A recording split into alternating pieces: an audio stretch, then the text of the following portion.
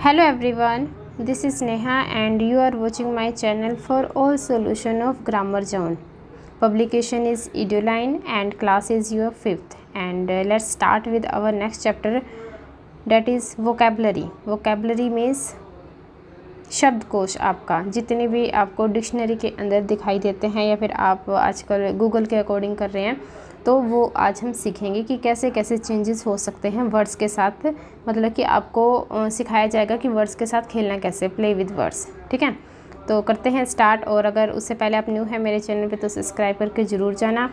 और इसके अंदर दिया हुआ है ए पार्ट में, circle the correctly spell word in each pair, मतलब कि जोड़े दिए हुए हैं और आपको वो वाली स्पेलिंग टिक करनी है जिसके अंदर बिल्कुल ही करेक्ट दिखाई दे, आपको इनकरेक्ट वाली आपने रोंग कर देनी है। फर्स्ट है रेस्टोरेंट। अब रेस्टोरेंट की स्पेलिंग होती कैसे है? RESTAU, AU होता है, लेकिन इस सेकंड वाले में क्या दिया हुआ था? RA दिया हुआ था, तो ये वाला आपका रोंग हो जाएगा। तो फर्स्ट वाला आपका ठीक है, रेस्ट के बाद आएगा AU और फिर आएगा रेंट, RANT, इस तरह से हो जाएगा। ठीक है, सेकंड है आपका गवर्नमेंट।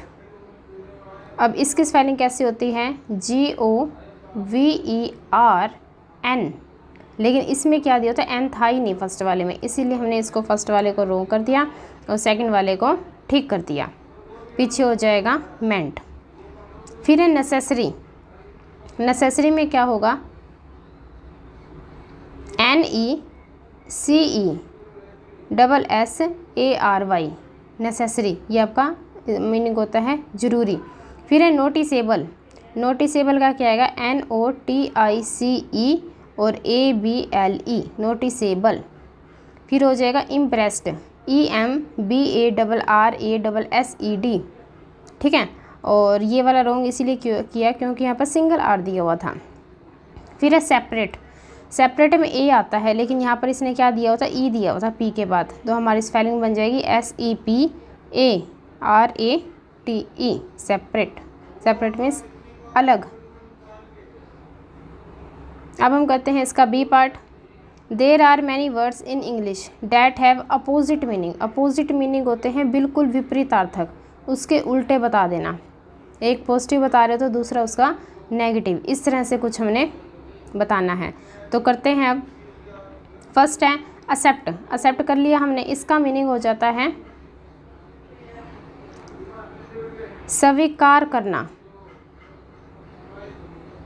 ठीक है, तो इसका उल्टा अगर हम करें, अपोजिट हम करें तो क्या हो जाएगा? डिक्लाइन कर देना।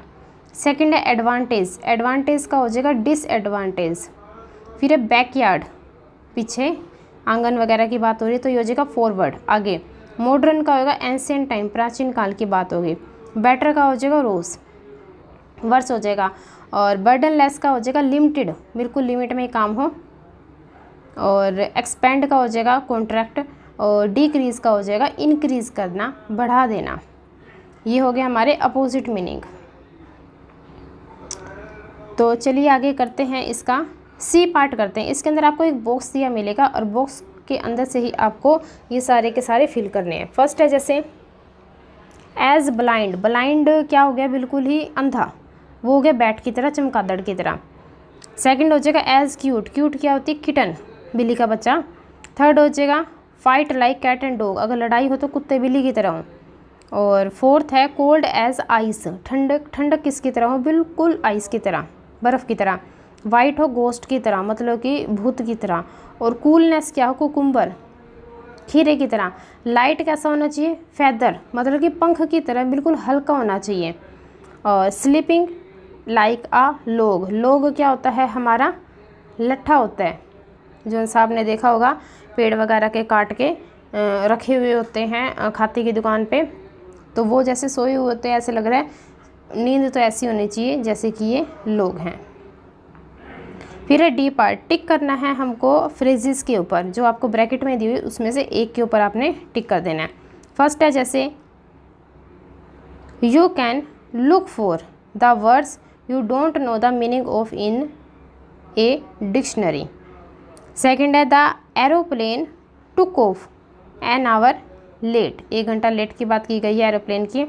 थर्ड है cheer up, things will look better in the morning, जो सी चीज़ें हैं वो मॉर्निंग में बेटर होती दिखाई दे रही हैं। और the movie was good but it dragged on a bit at the end, लेकिन एंड में क्या होगी वो मूवी ड्रैग्ड ऑन। फिफ्थ है I try to talk to Neetu, Neetu से मैंने ट्राई किया था but she hang up the phone abruptly, तो लेकिन उसने फ़ोन क्या रख दिया। और सिक्स्थ हो जाएगा did you take out the bag of rubbish from the kitchen. ये हो चुके हैं। अब हम करते हैं सुफिक्स। अब ये सुफिक्स क्या होते हैं, जो हमारे वर्ड्स के पीछे लगते हैं, मतलब कि हिंदी में आप देखें उपसर्ग और प्रत्यय होते हैं, इसी तरह से इंग्लिश में हमारे प्रीफिक्स और सुफिक्स होते हैं। प्रीफिक्स तो होते हैं जिनसे पहले लगते हैं, अब ये है हमारे पास सुफिक्स, इसका मतलब होता है जो पीछे लगने वाले होते हैं उसको बोलते हैं प्रत्यय। ठीक है, एक वर्ड होएगा उसके साथ कुछ ऐसा जोड़ देंगे कि उसका वर्ड ही चेंज, मीनिंग ही चेंज हो जाएगा। जैसे क्या करेंगे हम, मदर माता हो गई, अब उसका हमने कर दिया motherhood. Forgetful, darkness, blameless, regretful, tireless, fitness, neighbourhood या फिर पॉइंटलेस, ये हम एज ए सुफिक्स इनके साथ अप्लाई करेंगे। मतलब कि a suffix is a group of letters that we add to end of a word to change its meaning. जब हमको मीनिंग ही चेंज करना हो वर्ड का, तब उसके साथ क्या लगा देते हैं, हम सुफिक्स लगा देते हैं। नेक्स्ट है हमारा पंचुएशन। पंचुएशन क्या होते हैं, हमारे विराम चिन्ह।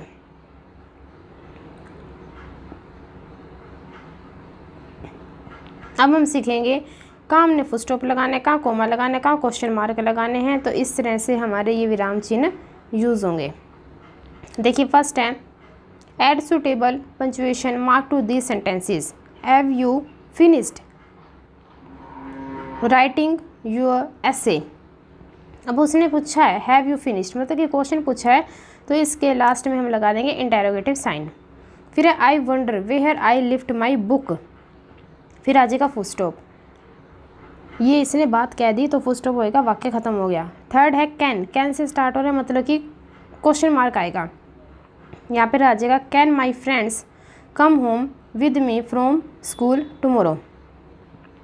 फिर आ जाएगा ओह नो, ओह नो के बाद एक्सक्लेमेटरी साइन आएगा, क्योंकि उसको एकदम सडन सी फीलिंग हुई है, स्ट्रॉन्ग फीलिंग हुई है। तो I forget to give mummy the message, फिर आ जाएगा फुल स्टॉप। फिफ्थ है please give this package to your class teacher, फिर हो जाएगा फुल स्टॉप। फिर है वॉच आउट एक्सक्लेमेटरी साइन और लास्ट में आ जाएगा फुल स्टॉप। अब हम सीखेंगे कोमे कहाँ लगाते हैं, मतलब कि बच्चों को अगर कहा जाए कि आप क्या क्या चीज़ें खाना पसंद करते हो, तो वो बहुत सारी चीज़ें बता देंगे आपको, जैसे कि एप्पल, बनाना, पेस्ट्रीज, बर्गर, कुरकुरे। तो वो बता रहे हैं ना, तो उनको ये भी बताना पड़ेगा कि अगर आप राइट कर रहे हो ना, तो उसके बीच में क्या लगाना पड़ेगा, आपको कोमे लगाने पड़ेंगे।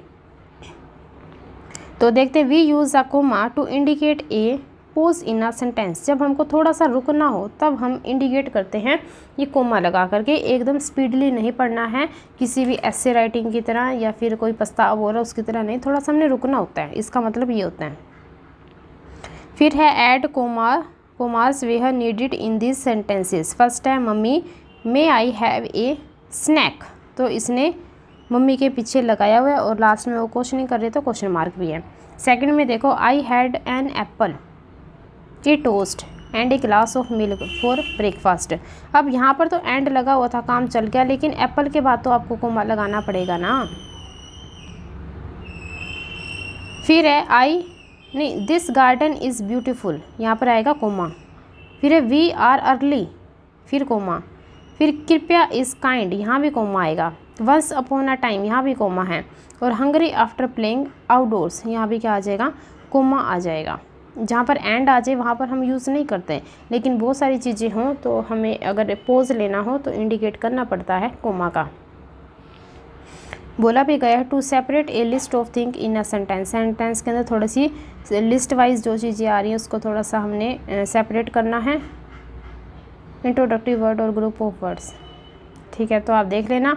और बिफोर अ क्वेश्चन टैग ये वाले होते हैं जो से थर्ड में है, क्वेश्चन टैग से पहले भी आपको अप्लाई करना पड़ेगा। तो इसी के साथ ही हमारा ख़त्म होता है वोकैबुलरी वाला चैप्टर, फर्स्ट सेमेस्टर ही कंप्लीट हो गया है। तो thank you very much and be connected with me.